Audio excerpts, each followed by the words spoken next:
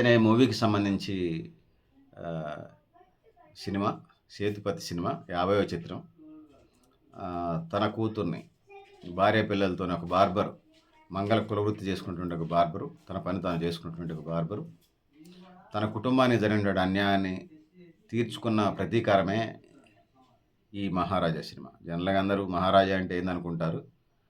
కానీ అతని పేరే 'మహారాజా'. ఇంకొకడు ఇందులో ఒక డెకాయిటు అంటే దొంగ పోలీస్ అని పెట్టుకుంటారు. వాడు పేరే పోలీసట.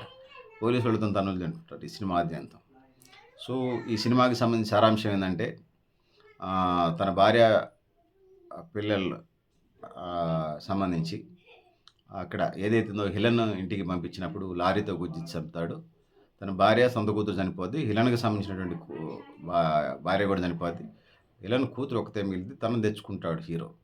ఆ యాక్సిడెంటు లారీ ఆ బిల్డింగ్‌లో గుద్దిన టైంలో హీరో ఎదురుగా ఉంటాడు.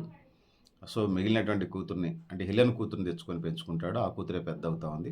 సో, హిలన్ ఎవరైతే ఉన్నారో వరుస దొంగతనాలతోని, అత్యాచారాలతోని దమనకాండ సాగిస్తూ ఉంటాడు. సో, కేసు ఎట్లా ఉంటుందంటే ఫైట్స్ బాగున్నాయి. యాక్షన్ బాగుంది. సన్నివేశాలు, మ్యూజిక్ బ్యాక్‌డ్రాప్ బాగున్నది.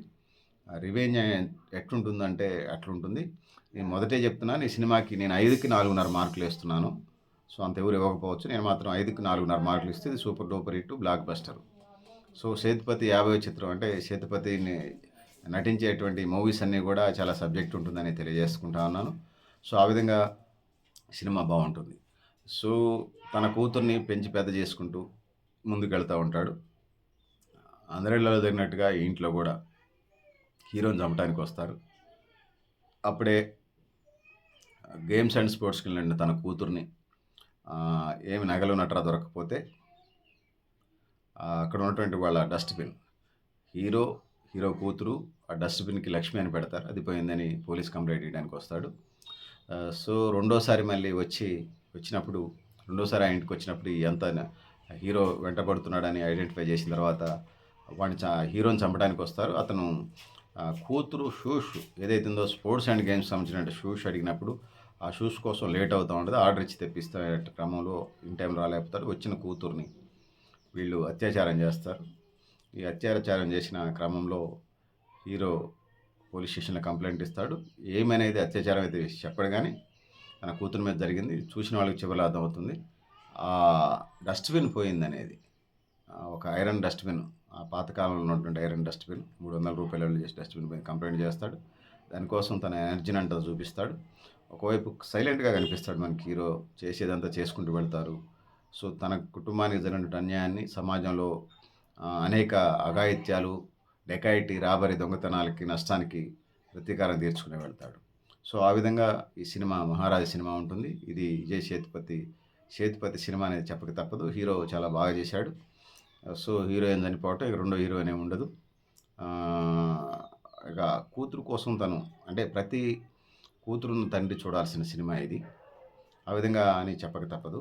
సో, సినిమా స్టార్టింగ్‌లోనే పోలీస్ స్టేషన్‌కి వెళ్తాడు. కంప్లెయింట్ ఇయ్యమంటే చెప్తాడు. ఆ స్టోరీ అంతా చెప్తాడు. నా ఇంటికి నేను జనరల్‌గా తాళం వేసి తాళాన్ని పలానా బకెట్ కింద పెడతాను. నా కూతురు ముందెళ్తే నా కూతురు తాళం తీస్తది. నేను వెళ్తే నేను తాళం తీస్తాను. లోపలికెళ్తాను. మళ్ళీ బయటికెళ్ళేటప్పుడు ఆ తాళం చెయిని అందులో పెట్టేసి వెళ్ళిపోతాను. చివరిలో నేను బయటకొస్తే నా కూతురు తాళం వేసి వెళ్ళిపోద్ది. లేకపోతే నా కూతురు ముందు వెళ్ళిపోతే స్కూల్‌కి, నేను నా పనంతా ముగించుకొని సెలూన్ షాప్‌కెళ్ళేటప్పుడు తాళం వేసి అందులో పెడతాను. కానీ అందులోంచి రాలేదు. వాళ్ళు గోడ నుంచి పగలగొట్టుకొని వచ్చేసారని చెప్తుంటాడు. ఏం పోయింది అంటే బంగారం, నగ, నట్రా అనేది. సో, దాన్ని మొదట్లో ఈ పోలీసోళ్ళు కొట్టడం, అతను పోలీస్ స్టేషన్‌కి కదలమంటే హీరో కదలకుండా రాడ్ పట్టుకుంటే ఆ బిల్డింగే కూలిపోయే పరిస్థితి, కూలిపోయే అంత ఇదైతది. సో, ఆ విధంగా తన మీద దాడి జరుగుతది. మళ్ళీ వస్తాడా అంటే మళ్ళీ వస్తాడు. వచ్చినప్పుడు సహజంగానే పోలీస్ డిపార్ట్మెంట్‌లో ఉండేటువంటి దందాలు మనకన్నీ తెలుసు. అందరూ అలా ఉన్నారని కాదు, కొంతమంది అలా ఉన్నారు. దాన్ని ప్రెజెంట్ చేసే ప్రయత్నాలు చూపించారు. పోలీస్ స్టేషన్ అనగానే దొంగలను పంపించటం, ఆ దొంగలకు సంబంధించినటువంటి ఆహ్, దొ బంగారం ఎత్తుకొస్తే రికవరీ పేరుతోని బంగారం కోటింగ్ ఉన్నటువంటి వాటిని చూపించటం. దాంతో పాటు ఇళ్లల్లో దొంగతనాలు చేయటం, దొంగలతో ములాఖత్ అవ్వటం, ఇవన్నీ జనరల్‌గా సమాజంలో జరిగే చాలా సన్నివేశాలు ఇందులో చూపించే ప్రయత్నం చేశారు. సో, ఓహ్, దొంగతనాలు వరుస పరంపర చేసుకుంటూ దండుపాళ్యం బ్యాచ్‌లాగా అత్యాచారాలు చేసుకుంటూ, చంపుకుంటూ వెళ్ళేటువంటి క్రైమ్‌ని పోలీసులు తర్వాత ఇంట్రాగేషన్‌లో క్లైమాక్స్‌లో కనిపెడతారు. సో, తన కూతురికి జరిగినటువంటి అన్యాయాన్ని హీరో ఐడెంటిఫై చేస్తాడు. సెర్చ్ చేసుకుంటూనే వెళ్తాడు. కూతురు చెప్పినటువంటి ఆనవాళ్ళను పట్టుకొని దాన్ని సెర్చ్ చేసుకుంటూ వెళ్తాడు. ఈ క్రమంలోనే ఒక కార్పొరేటర్ దగ్గరికెళ్తాడు. ఆడు పట్టించుకోడు. సో, కార్పొరేటర్‌ని కొట్టి వెళ్తాడు. ఒక దీంట్లో దొంగతనం చేసినటువంటి వ్యక్తి. సో, అతన్ని గుర్తుపడతాడు. అతన్ని గుర్తుపట్టినటువంటి సందర్భాన్ని చూస్తాం. ఆ కార్పొరేటర్‌ని ఎందుకు కొడతాడంటే, ఆ కార్‌లో వాళ్ళ భార్య ఇచ్చినటువంటి గిఫ్ట్ కళ్ళజోడట. మంచి బ్లా కూలింగ్ గ్లాసెస్ దాన్ని కనిపించట్లేదని జేస్తే, అప్పుడు కార్పొరేటర్ వచ్చి వార్నింగ్ ఇచ్చి కొట్టి పోతాడు. అప్పుడు ఈ దొంగ బార్ షాప్‌లోకి వెళ్ళి అతన్ని పారిత్రి చేస్తాడు. ఈ దొంగకు సంబంధించి చాలా బ్యాక్ డ్రాప్ ఉంటుంది. క్రిమినల్ దొంగలందరూ కలిసి ఒక పాడుపడ్డటువంటి పాత ఫ్యాక్టరీలో వీళ్ళు అడ్డాగా ఉంటుంది.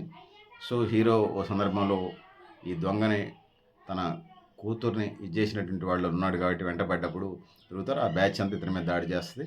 దాడి చేసిన క్రమంలో వాడికి వార్నింగ్ ఇస్తాడు హీరో.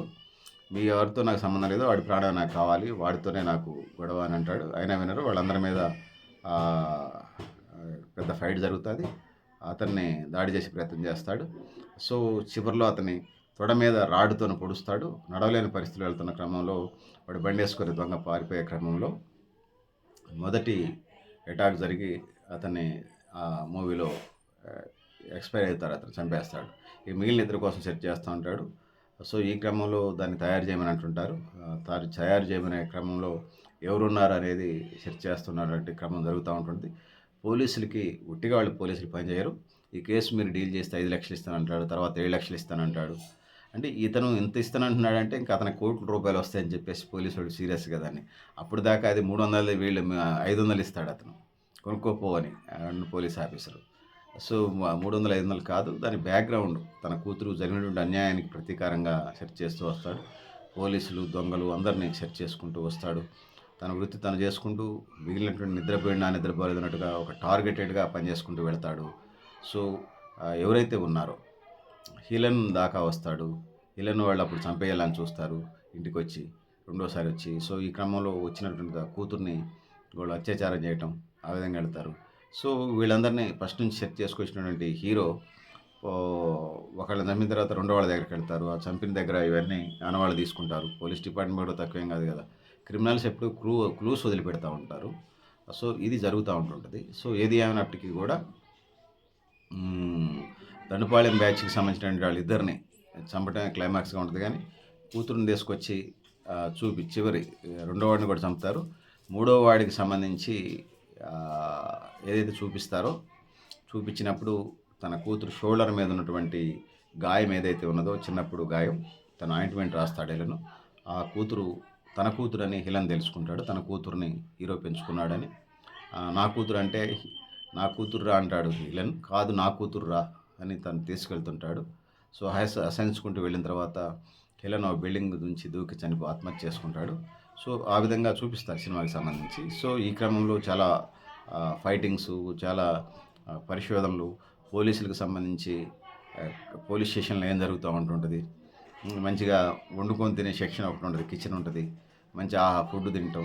సో, ఇంకా హిలన్ గ్యాంగ్‌కి సంబంధించి సినిమాలో మెయిన్ హిలన్ గ్యాంగ్‌కి సంబంధించి దండుపాళ్యం బ్యాచ్ లాగా ఏ ఇంటికెళ్ళినా కూడా అక్కడ ఉన్నటువంటి కోడిగుడ్లు లేకపోతే నాన్ వెజ్ ఐటమ్స్ చేసుకొని తినటం, బంగారం అట్లన్నిటిని చేయటం.